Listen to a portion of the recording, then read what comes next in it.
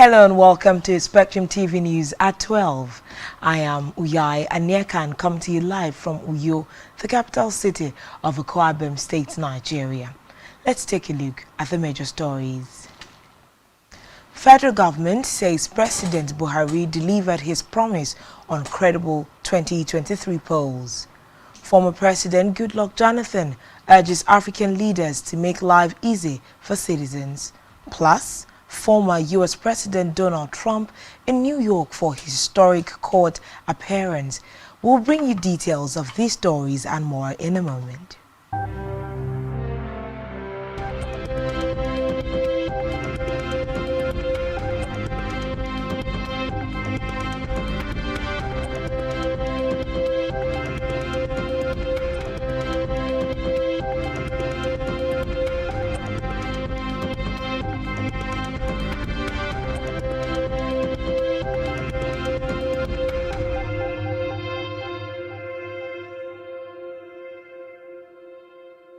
Thanks for joining us. First in the news this afternoon is a report that the federal government says President Muhammadu Buhari has delivered on his pledge to leave behind a legacy of free and fair, credible elections in the 2023 conduct of the polls. The Minister of Information and Culture, Lai Mohammed, stated this in Washington, D.C. during his official engagement with some international media organizations.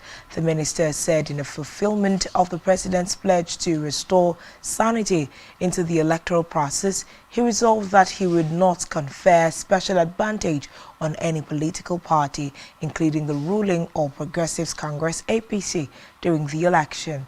He added that during the past elections, the president ensured that nobody used the security agencies to rig the election in his favor, but created a level playing ground for the elections to take place. Meanwhile, the Bureau of Public Service Reforms, BPSR, has urged the Nigerian Maritime Administration and Safety Agency, NIMASA, to enhance safe, secure shipping, cleaner oceans and maritime capacity in line with best global practices. The BPSR also disclosed that NIMASA has been promoted to the silver level after scoring 74% in performance. According to a statement by the Service Reforms, this was announced in its summary report on the deployment of the BPSR self-assessment tool, presented to the management of the agency by the Director General of the Bureau of Public Service Reforms, Arabi Dasuki.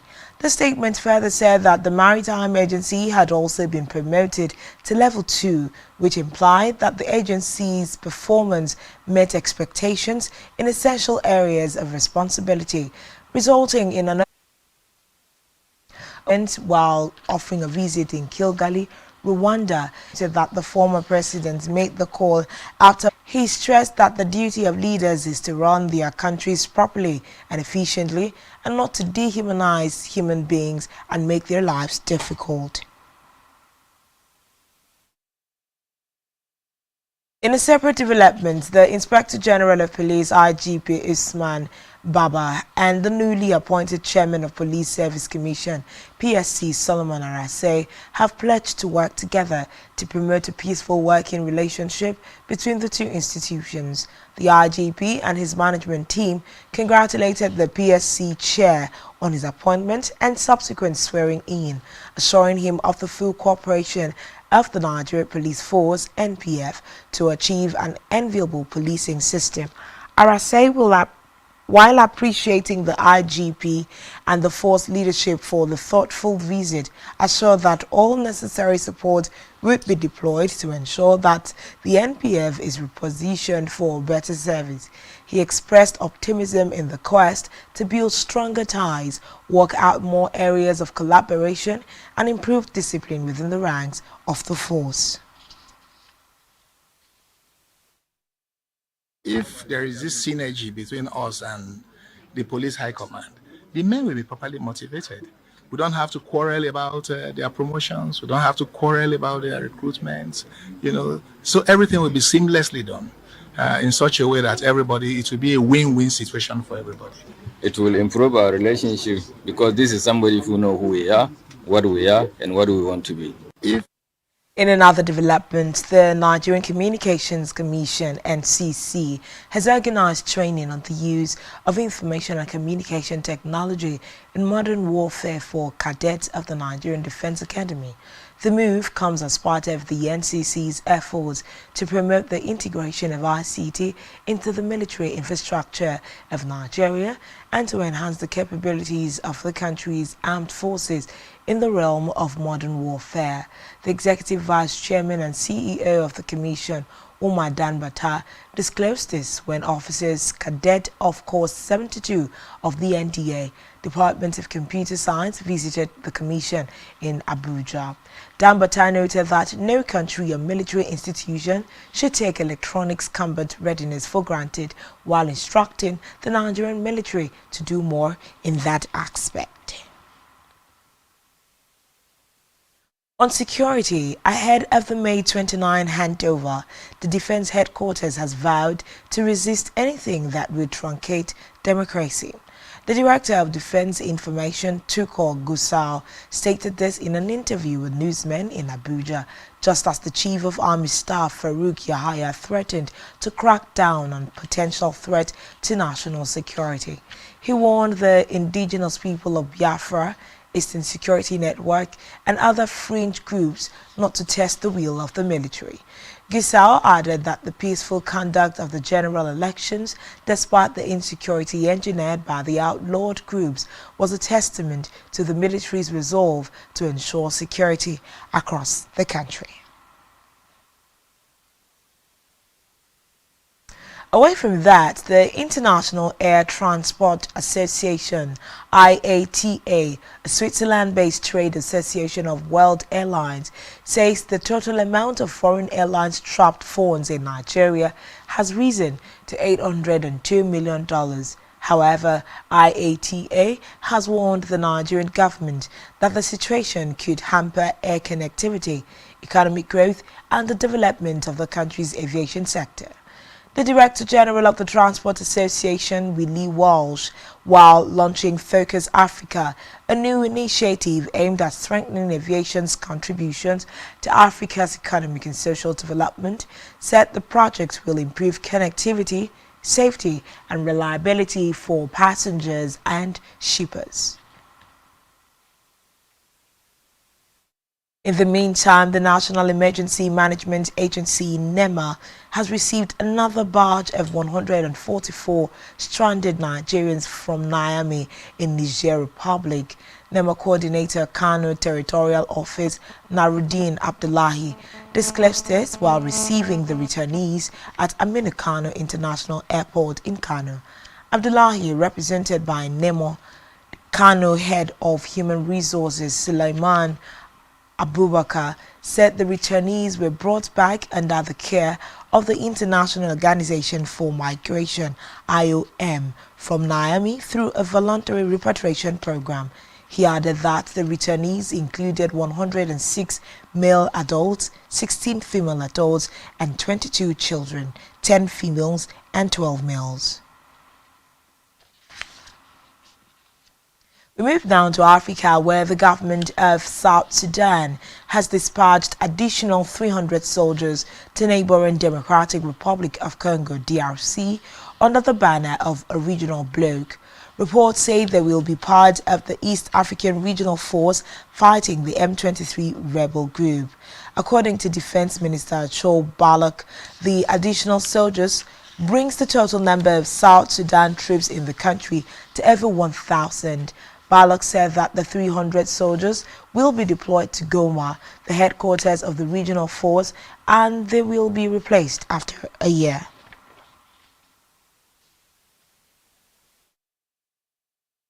Still in Africa, Kenya is reportedly preparing to launch its first ever Earth observation satellite in what is being described as a landmark achievement in the country's space exploration efforts. Reports say Nation 1, or Taifa 1 in Swahili, is scheduled to be launched next week aboard the SpaceX Falcon 9 rocket from the Vandenberg Space Force Base in California. The Defense Ministry and Kenyan Space Agency said in a joint statement that the satellite is designed to provide Earth observation data for use in agriculture, food security and environmental management. Recall that in 2018, Kenya launched its first experimental nanosatellite from the International Space Station.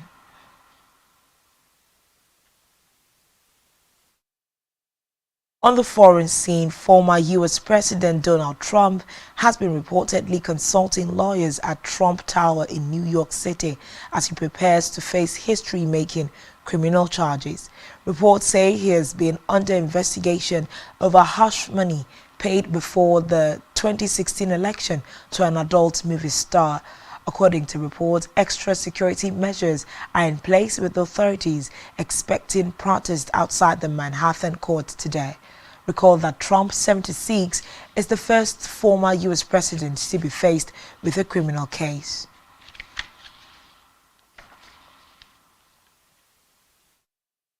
Meanwhile, at least one person has been reportedly killed and about 30 injured after a passenger train derailed in the western Netherlands. Emergency services say the crash happened after the train transporting about 50 people hit a construction crane near the village of Voskatern. The freight train is also reported to have been damaged in collision.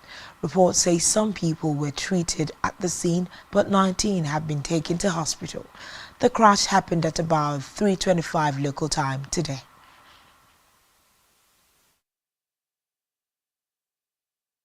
Still to come in the news. Michael Keane's stunner gives Everton draw against Tottenham. Do stay with us for more details after the break.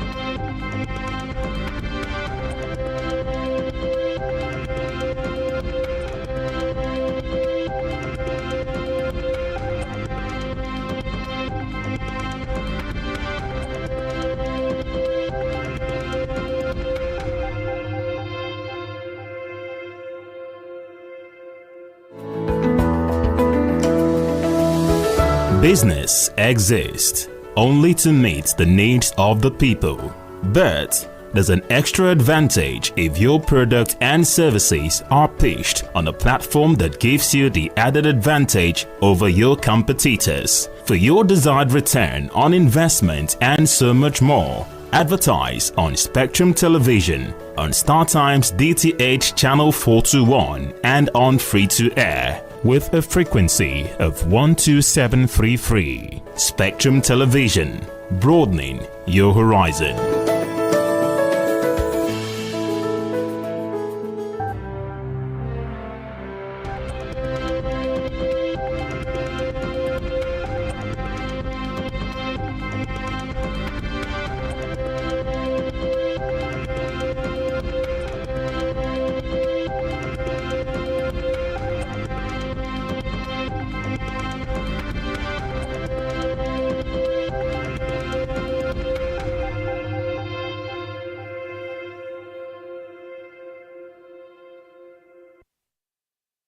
Thanks for staying with us, and now to the rest of the news. In business, the Federal Competition and Consumer Protection Commission, FCCPC, has approved 173 digital lending applications to operate in the country. According to Commission's regulatory guidelines, for digital lending 2022, the aim is to regulate the digital lending space and make registration and approval a prerequisite for companies seeking to operate in this space, noting that of the 173 digital lending applications, 119 have full approvals and 54 have conditional approvals. Reports say after shifting its deadline multiple times, the Commission adopted March 27, 2023 as the close of registration and has now released a list of approved apps that can operate in the country, adding that companies without approvals will not be able to operate in this space.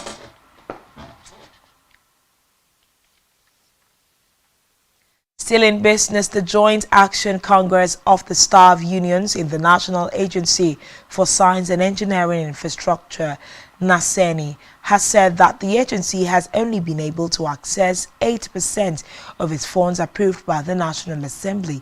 This was disclosed in a media briefing by the President of the Technical Staff Association of NASENI, TSAN, Oluwaseyi Ogunbero, and the coordinator of the Non-Academic Staff Union of NASENI, Tijani Wakili.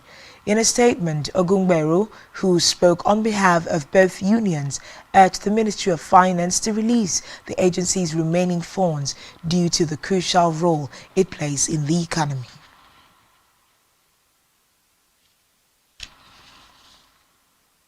In health, the World Health Organization WHO in its report says around 17.5% of the adult population, 1 in 6 worldwide, experience infertility. The United Nations agency stated that the numbers of people affected by infertility calls for urgent need to increase access to affordable, high-quality fertility care worldwide. The WHO added that despite the magnitude of the issue, solutions for the prevention, diagnosis and treatment of infertility, including assisted reproductive technology such as in vitro fertilization, remains underfunded and inaccessible to many due to high cost, social stigma and limited availability. Still in health, the World Health Organization WHO has said that investments in education, skills and decent jobs for health need to be prioritized to meet the rapidly growing demand for health and avert a projected shortage of 10 million health workers by 2030. The global health body said this in a press statement issued ahead of its 75th anniversary on the 7th of April 2023. The organization, along with its 194 member states and other partners, are calling for a renewed drive for health equity in the face of unprecedented threats, advising governments and leaders to take action in protecting and investing in healthcare workers who are at the forefront of the response to health and climate emergencies.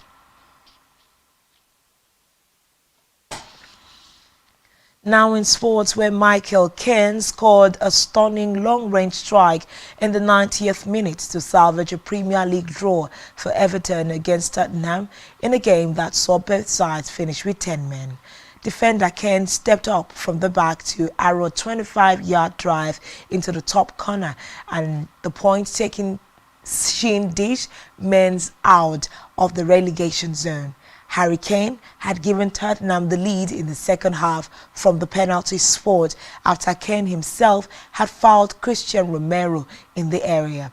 Meanwhile, the point lifts Everton 3 places up to 15th, while Tottenham climbed to 4th on goal difference, albeit having played 2 more games than Manchester United in 5th.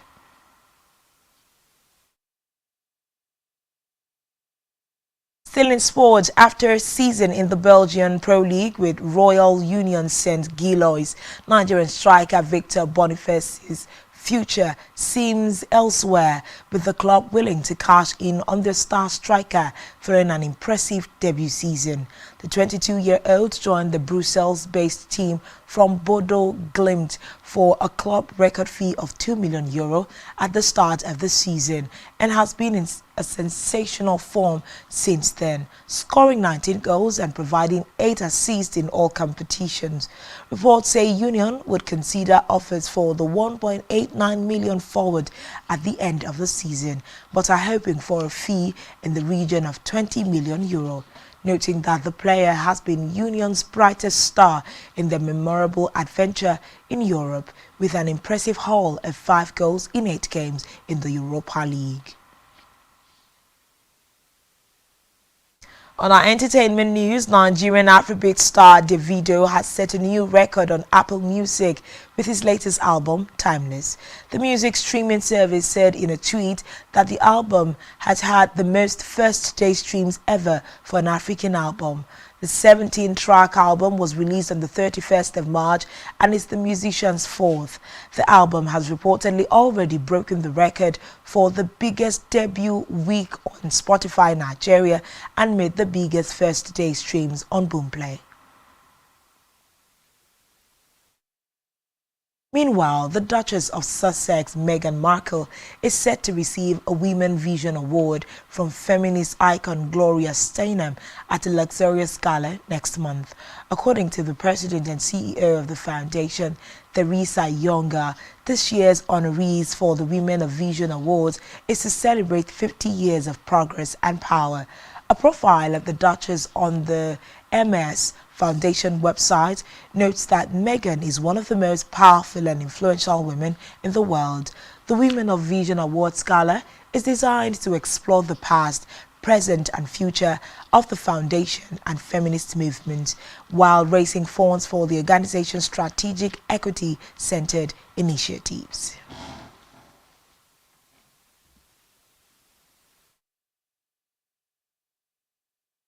And that's all we have for you at this time. Do well to follow us on social media. Subscribe to our YouTube channel, all of which you can find on our website, spectrumtv.ng. You have been watching Spectrum TV News at 12. I am Uyai Anyekan. Thanks for watching, and I do hope you enjoy the rest of your day.